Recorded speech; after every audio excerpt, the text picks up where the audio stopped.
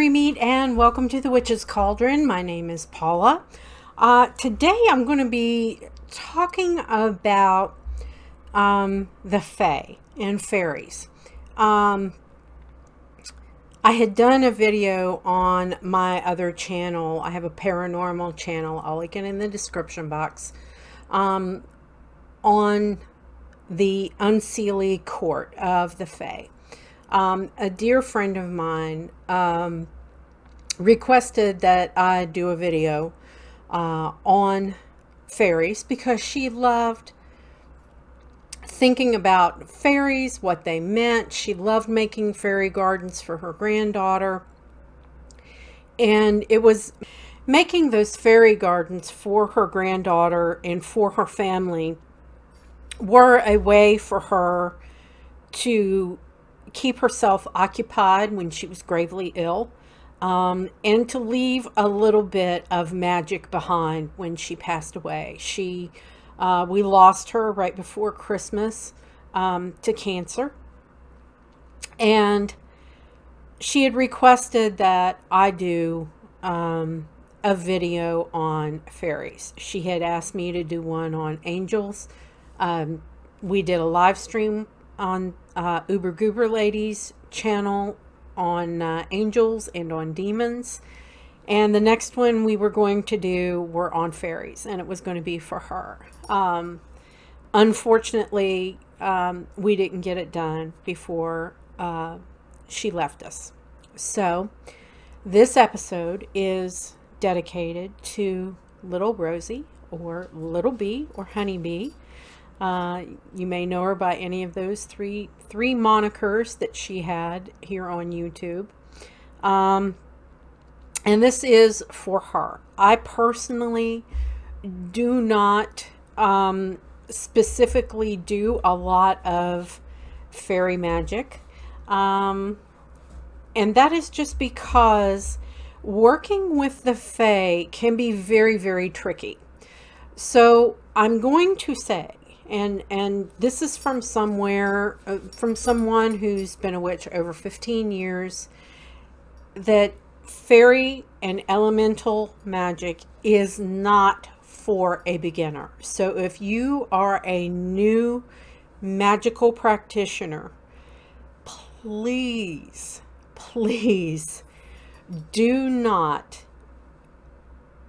do any kind of fairy magic until you've got a lot more experience under your belt, because a lot of things can happen if you don't do things right. The Fae are a very proud beings. They are to be respected and not reviled. They're not to be made fun of. So let's get into this. Let's get into a little bit of the lore behind the Fae, or the fair folk, or the good folk, as they prefer to be called. As I said, they are a very, very proud species. And their history is very, very long. You can find in, archaeological discoveries and texts and things like that, that beings similar to the Fae, elemental beings, things of that nature, existed all the way back to ancient Mesopotamia.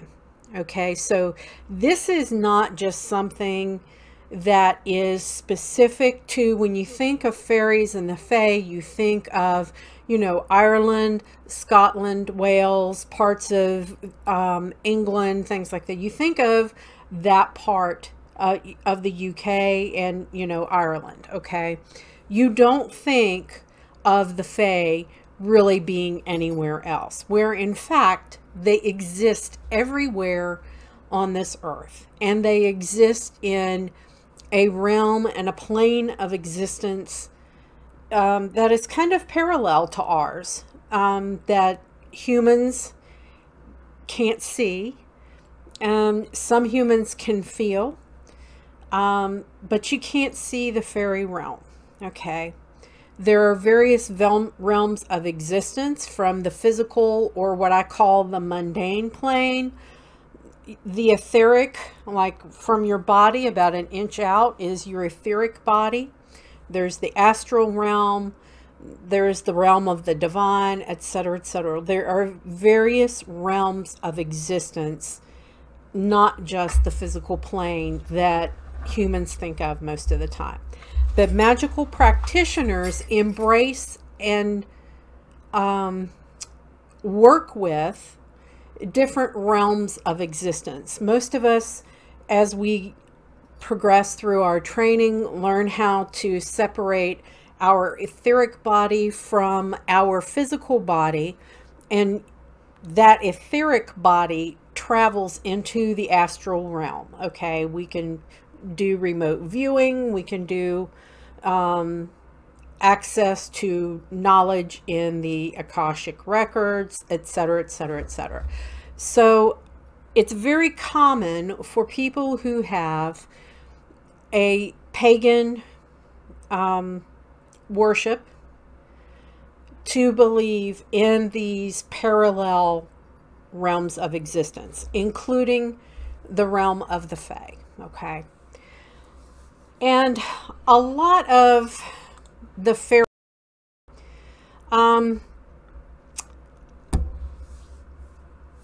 as I said,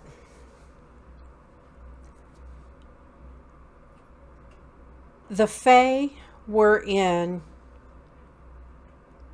Ireland, Scotland, Wales, Britain before the Celts.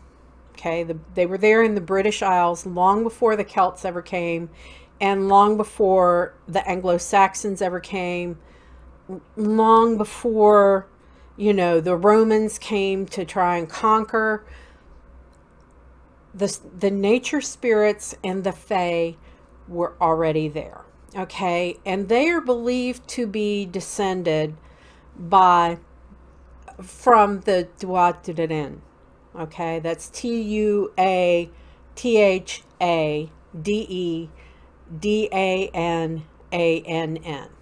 DWARVES. And the TUATHA are they were a tribe of the goddess Dana. Okay, and they were known to have brought with them 4 great treasures, okay, in Irish folklore and in fairy folklore. One is the Llewellyn, and that's the Stone of Destiny. The Sword of Lugh, you know, Lunasa, L-U-G-H, a magical spear, and the Cauldron of the DAGDA, okay.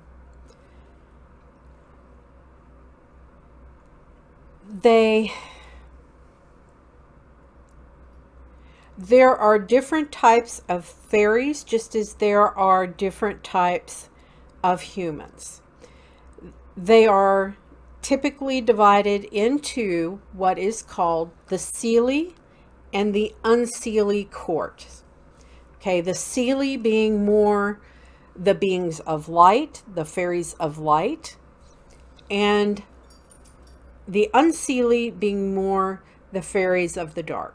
Okay, my video over on Bull Run Paranormal, I'll link it in the description box, was specifically on the UNSEELIE court and how to recognize their presence and how to protect against the darker fairy realm. Okay, now the SEELIE court, most magical practitioners do not realize that elementals, what we think of as our elementals when we're doing our ritual work, in other words, gnomes, sylphs, undines or ondines, and salamanders, representing the cardinal points, okay, north, south, east, and west, earth, air, fire, and water. Okay, and I will link in the description box or put it in the cards my video on elementals and elemental spirits. Okay. So the types of fairies are fairies and elves. Okay. And where you find them typically are forests, fairy hill, fairy rings, and I'll get into that in just a little bit, wild overgrown places, flower gardens. And what they typically are known for doing are dancing and playing, and they know the magical secrets of the herbs, the stones, and animals, and can help you see the future. Okay, so if you ask the Fae to help with your garden, okay, I have one of the brownest thumbs known to man, without a doubt.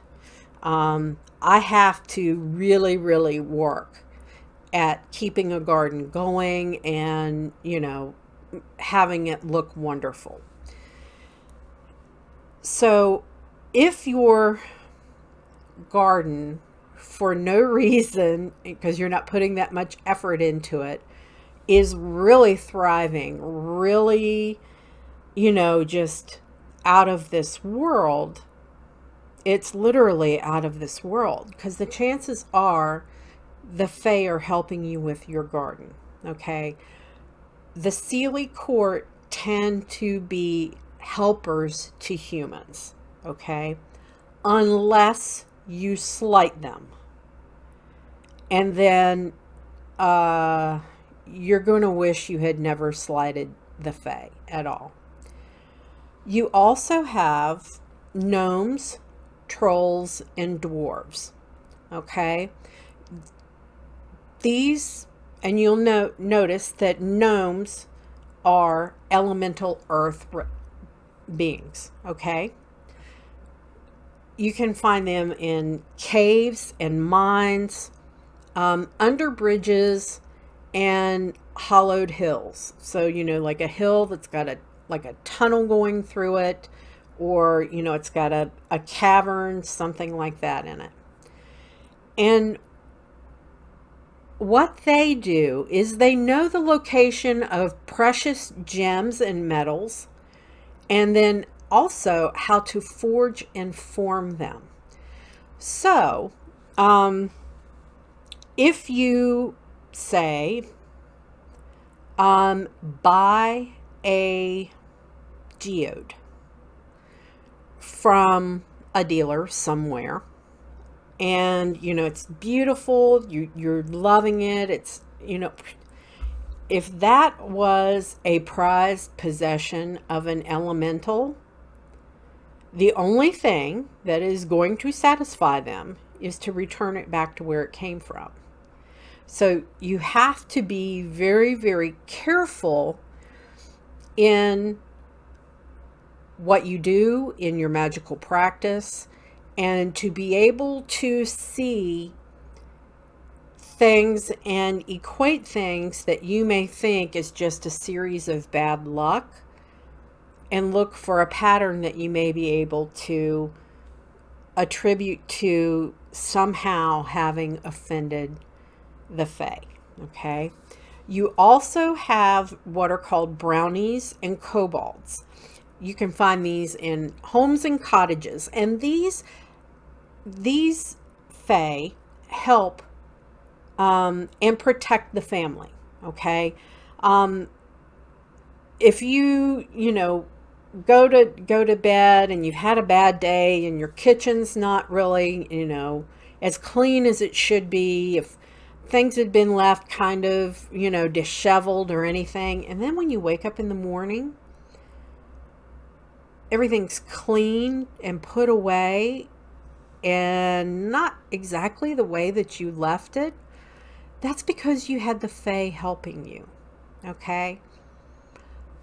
But as I said in my video over on Bull Run Paranormal, if you disrespect them and you are not thankful for their help, In other words, verbalizing your appreciation for their help, or doing something to slight them, a brownie can turn into a boggart, which is a member of the UNSEELIE court. Okay, and you really have to appease the Fae and keep them happy to keep chaos from breaking out in your life, if you have the Fae, and if you choose as a magical practitioner to work with the Fae. Okay. Now, the first set that I'm really going to delve into are the elemental fairies, because these are what most Wiccans and witches recognize off the bat. And a lot of Wiccans and witches don't realize that the elementals are of the Fae. Okay, they are considered to be part of the fair folk. If you do not work with elementals properly, you can accidentally create what is called malignant magic. And I believe I have a video over on Bull Run Paranormal that addresses a certain type of malignant magic, and I will link that in the description box as well. So the first one I want to go over is gnomes. Gnomes are earth elementals, and they are affiliated with the north. They are their realm is that they are givers of material gain and providers of stability. They rule the forests. They protect the outdoor circles and groves. They can be seen as like just green light, you know, zooming through, or if they rarely appear in like a corporeal fashion to a human, they're usually about their humanoid form, 3 to 4 feet tall, very stocky, kind of grumpy looking. Okay. And Paracelsus described them as being able to walk through stone as easily as we walk on top of the dirt, on top of the earth. Okay. You also then have SYLPHS. Now, SYLPHS are, their appearance is very near to what people think of when they think of a fairy, with the gossamer wings, things of that type, you know, but not Tinkerbell. Okay. They are affiliated with the east and the element of air. So they are the givers of wishes and dreams. They're very delicate in their appearance. You know, they've got wings. They are seen as what we think of now as fairies, or just bouncing bright white lights. Okay. Now, salamanders are affiliated with fire and the cardinal direction of the south. And their realm is like passion and creativity. And I don't necessarily mean like sexual passion. I mean passion and drive to do something. What's your passion in life? That kind of passion. Okay. They are the rulers of fields and fire. Okay. They protect hearth and home, or your business. They are often seen as dragons or lizards or blue flames. Okay. Now, undines, or some people pronounce it ondines, O-N-D-I-N-E-S instead of U-N-D-I-N-E-S. They are affiliated with the cardinal point of the west and elemental water. They are the givers of love and friendship. They are rulers of all water. Okay, they are protectors of the gates of death and of karma. They are often seen on the coastlines, not usually out at sea, but around coastal areas, or even in rivers or lakes as like merpeople or sirens or bright pink lights. Okay. Now, a lot of people want fairies in their lives. Okay. Some of the ways you can tell if the fae are in your area. Okay. If you've ever seen a circle of mushrooms, okay, just pop up in your yard for some reason. It doesn't matter if you like cut it down, if you try and get rid of it, whatever. The fae are very persistent and they're going to come back. They can also be like a big circle of grass that is particularly green and lush compared to the area around it. Or you can, if you have wind chimes outside and there's no breeze blowing, but yet your chimes are going woohoo and running amok on you, that's also another sign of the fae. That could be, you know, a sylph being around, you know, the elemental air. And usually they would come around the chimes and everything because they're not particularly fond of wind chimes. But they're usually there to help you and not hurt you.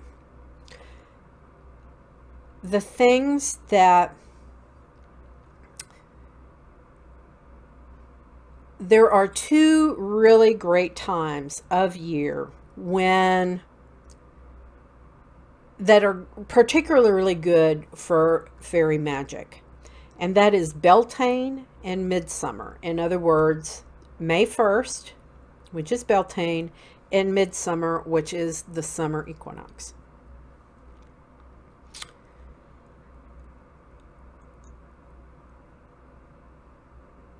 They are very distrustful of humans because they've been treated and misunderstood so much. But they are also jealous of us because our realm have the living trees, the creatures, and the plant life that they love, that they recreated in their own realm. Okay. And our human callous way of treating nature infuriates the fae. Okay. So if you want to do any type of fairy magic, you have to first win their trust. Okay. If you've got like a field, you know, and you're going to do a garden, leave a corner of it uncultivated and wild. Just let it grow whatever way you want it to grow. Okay. They also like gifts, and particularly they love ground ginger, barley, sweets of just about any kind, cream, and shiny stuff. Anything that glitters is just wonderful to the fae. That's why, you know, my garden I go and I throw nice shiny brand new dimes outside at Beltane and at Midsummer to keep the fae happy. Okay, and if you want to attract the fae and to earn their trust so that you can work with them in your magical practices, what I really recommend that you do, you know, is if you've got a garden or a part of your property, you've got to win their trust first. They're very distrustful of humans. And leave a little part of it somewhere like kind of wild and uncultivated, or plant it with like wildflowers that would attract butterflies and hummingbirds and, you know, something like that. Leave it like their special little corner, but put things there that are where you personally do not get into it. That's why I'm saying like wildflowers, leaving it kind of wild and uncultivated. That's theirs, okay? They also love for you to leave them little gifts, okay? But you never want to just like throw them out. You want to present them with a little gift, okay? Literally. I put little teeny, kind of like, they're actually like tea light, little thin tea light, something that you put under a tea light or a votive to catch the wax. Well, what I use mine for is I put dimes in them, and then I put them in underneath some of my plantings in my yard. So, you know, if the Fae come along, they like shiny things. That's why I pick dimes. Or I will leave out little offering bowls with really good clean spring water, not the water out of my tap, but I'll go and I'll buy a bottle of spring water. I will also leave out handmade butter, homemade butter, you know, get some heavy whipping cream that's not ultra pasteurized. Put it in your mixer and just let it go until the butter starts to form. And then form it. Don't put any salt in it. Leave that sweet cream there, okay? And then put some out for the Fae. They also love wine, especially mead, which is honey wine. They also love honey, and they love bread, especially sweet breads. I make a killer zucchini bread. And whenever I make it, I take my little offering dishes outside and leave some for the Fae to keep them happy in the summertime. So, you know, I can also do like a little basket and put little treats down in there and leave them out there for them. They also loved stones, okay? But certain stones are the ones that they love. And that's tiger's eye, peridot, jade, lava, fluorite, and emeralds. When you put out offerings for the Fae, you typically don't see the items disappear, okay? Because, especially the gemstones, because they take in the essence of those stones. Okay, they draw in the essence from that item that an offering that you leave them. Okay, so to keep them hanging around, you have to replace these items. Okay, so you also can plant plants that attract, as I said, bees, butterflies, hummingbirds, those types of plants in your garden are also a good way to appease the Fae and have them stay around and help protect your home. They also like for you to hang up like bird feeders, hummingbird feeders, bird baths, bird houses, even putting up a bat house. They also love things like small fountains and little ponds. They like little fairy statues and stuff and little waterfalls in your, you know, landscaping are great. So I'm going to also give you some plants that the Fae are particularly attracted to. And one of them is yarrow, common yarrow, asters, Shasta daisies, hyssop or horse mint. French lavender is wonderful, as is rosemary and thyme. The fountain butterfly bush, summer lilacs, cinquefoil in the like shrubbery kind, petunias, verbena and vervain, cosmos, and zinnias.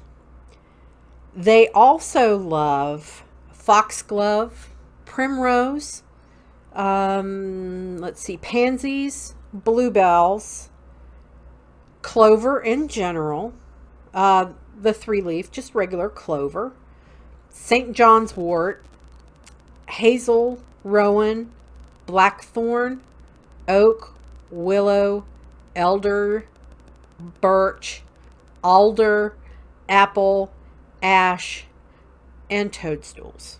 Okay. So if you want to plant a fairy garden or incorporate these specific plants into your garden as a offering and an acknowledgement of the Fae, when you're doing the planting, you also want to do a little, let's say, rite of dedication, okay, where you're dedicating that specific plant to the Fae. And you can say something like, you know, spirit of the foxglove, I welcome your presence in the garden. So there you go, you know. And you also want to dedicate the garden as a sanctuary. Okay, so you can do a little ritual outside for your garden and say, you know, in the name of the god and the goddess, you want to dedicate your garden as a sanctuary for the spirits of nature and the children of the gods. Okay, something like that. And then when you're done, you want to leave something like, you know, cookies or some mead or some ale, bright shiny things, beads, and stones. Okay, like I said, I put dimes and little rocks and all kinds of stuff throughout the year as offering to the Fae. Because if you do fairy magic and you have not properly honored the Fae, properly invoked the Fae or invited the Fae, and then release the Fae, you can literally bring chaos into your life. Okay. Now, some people don't want to have anything to do with the Fae at all because they just don't want to deal with it. Okay. They're afraid of them. They don't want to have anything to do with the Fae. And one of the most common ways is most of the Fae have an abhorrence for iron. So that is kind of, you know, the origins of mounting that horseshoe above your door. It's kind of where that came from. It's to keep the Fae out of your house. Sorry about this. I know that the lighting has changed a little bit. When I was editing the original video that I shot. For some reason, the last 5 or 6 minutes of sound were missing. So I am re-recording this part. Evidently the Fae are afoot and not wanting me to give you this part of the information. A lot of people just do not want to have the Fae around. And as I said, most Fae are, they're repelled by iron. So, you know, some of the most common things that people do to keep the Fae away is to hang a horseshoe over your door or put iron nails across your thresholds. You can even they don't really like bells, and they don't really like wind chimes. They don't like that. So a lot of it's very common, you know, for people to mount a bell, you know, ring a bell every night at a certain time to keep the Fae away. They also can be repelled by, you know, doing the circle of salt around your house. Okay. The bad thing is that salt will kill any plantings that you have like around the perimeter of your house. So one of the easiest things that you can do to protect yourself is to just, you know, do the white circle of protective light. Okay. The white light. Carry a nail in your pocket. Also, you can wear your clothes inside out. If you are walking at night, you know, you're going to go through a wooded area, whatever. If you wear your jacket or some of your clothing inside out, the Fae are repelled by that. And if you do that in your house, if you think you've got, you know, a house Fae, like a brownie, in your house and helping you out and things, and the brownies tend to like to take shiny stuff, and it's not just you misplacing it. The stuff legitimately just disappears, and it's because they've liked it and they have it and they're going to keep it. So if you get a little tired of that, you know, you can walk around your house with your clothes inside out, and that will offend them enough to probably make them leave and leave your house alone. But the easiest thing to do is to not take a combative stance toward the Fae. It is a lot easier to placate the Fae and give them the honor and respect that they deserve than to try and battle them. Because you know what? Their existence has been here for millennia. They have as much right to this realm as we do. So it's very presumptuous to try and just, you know, fight off the Fae. It's a whole lot easier to take a couple of minutes, as silly as it may make you feel, to make a little offering, you know, to go and put a little tiny bowl of some milk or cream that's been sweetened with honey, or leave a little bowl of shiny money and dimes outside for the Fae on your front steps, or to put some, you know, really pretty little pieces of fluorite or fluorite beads, or, you know, something like that in a little bowl, you know, and announce that it's for the Fae. It's a whole lot easier to make peace with otherworldly beings than to fight them, because they will be here long after this vessel that you are in is gone. So my advice to you is to not necessarily fight off the Fae, but to have due respect for the Fae, and to make offerings and to keep them happy, to placate them, acknowledge their presence and placate them, and stay out of their way. You know, don't disturb their natural habitats. Don't, you know, if you're going to be doing like, you know, tree removals or anything like that on your property, leave something for the Fae and explain to them out loud that, you know, you're having to remove a tree, which is part of their domain, for XYZ reason, that it's diseased, that it's going to fall down, that you don't want anyone to get hurt, etc., etc., etc., and to leave them an offering. Okay, it's a lot easier to do something like that than to take them on. I'm also going to leave a warning for magical practitioners. When you are working elemental magic and you are calling on the elementals specifically to aid you with whatever, you know, magical purpose that you are asking for help, make sure that you invite the Fae, the elementals, that you don't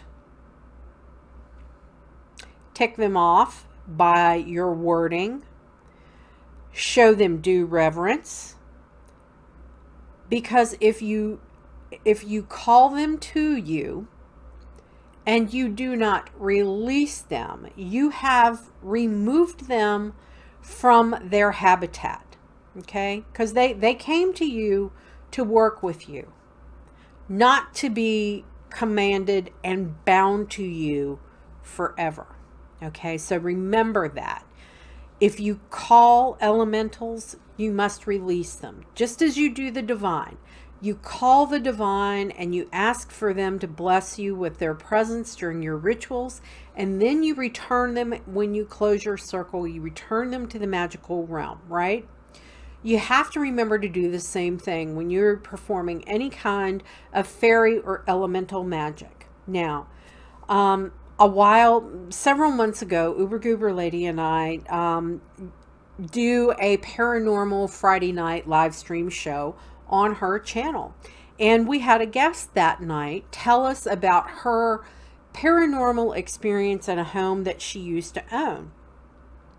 And the home was just fraught with all kinds of like plumbing problems and everything. And eventually the house burned down and she barely got herself and her children out. Now, mind you, her husband was a fireman at the time. So, you know, they knew all about fire safety, etc., but they barely got out of the house in time. Okay. They rebuilt the house. They rebuilt it up and above the building code and everything else. And then they sold the house. Okay. Guess what? It burned down on the second owner. And she ended up finding out that the owner prior to them had a child who had gotten into occult practice, and they didn't know anything about that. And when she was talking about all of these various experiences with flooding and pipes rupturing and electrical fires and this and that, and then the house burning down, not once, but twice, and flooding more than once, I said, before she got to the part about, you know, the neighbor saying that they had a son that practiced the occult, I asked her, I said, did anyone practice witchcraft or Satanism or something to do with the occult? Did they try and do a ritual in that house? And she's like, yeah, they did. We found out the previous owner, blah, blah, blah, etc., etc. Because that person did not know what the heck they were doing, they bound elementals to the property. because they were not released to go back to their domain, to their realm. So they were pissed off. So pipes were bursting, they were having plumbing problems, house fires, you know, blah, blah, blah, all kinds of nasty stuff going on. And she was like, oh my Lord, I should call the new people that bought them and tell them that, you know, blah, blah, blah. And I said, well, the only way that they are going to get rid of this problem is to have a chaos magician or a very adept elemental witch come out there, take control of those elementals, and then release them back to where they came from. And that's the only way that houses are going to ever stand on that piece of land, because someone who did not know how to properly work with elementals and the Fae caused an imbalance. And it's called malignant magic. It's leftover magic that keeps having, you know, awful effect after effect after effect. And it was due to the fact of that person inadvertently binding elementals to that property. So until they get a magical practitioner or a chaos magician or a very adept elemental witch to go to that property and take control of those elementals that have been pissed off for a long, long time, like about 40 years now, there will nothing will ever stand for very long on that property. So as a magical practitioner, I caution you, unless you are an adept, unless you really, really know what you are doing, please do not actively do elemental magic or fairy magic. It is not all, as I say, and I hope I don't offend anybody by saying this, unicorns farting glitter. That is not what fairy magic is about. That is not what witchcraft is about. It's not what Wicca is about. You have the respect and pay due homage to the elementals and the energies that you work with, just as you would pay homage and have a deep reverence for any deity that you work with. Failure to pay due respect and honor to the Fae will cause chaos in your life. Okay, so those are my words of warning from a you know, trained high priestess and a fairly, you know, I've been at this for over 15 years. I'm a very adept witch, and I personally take the path of honoring the Fae and placating them and offering them gifts to keep them happy, rather than taking the tactic of trying to battle them, a battle of the wills. Because as I said, those elementals and the Fae were here long before I ever was, and they will be here long after I'm gone. So with that, my friends, that is it for this episode. Merry we did meet, merry we will part, until we merry meet again. Be well and walk in love and light, everybody. Bye.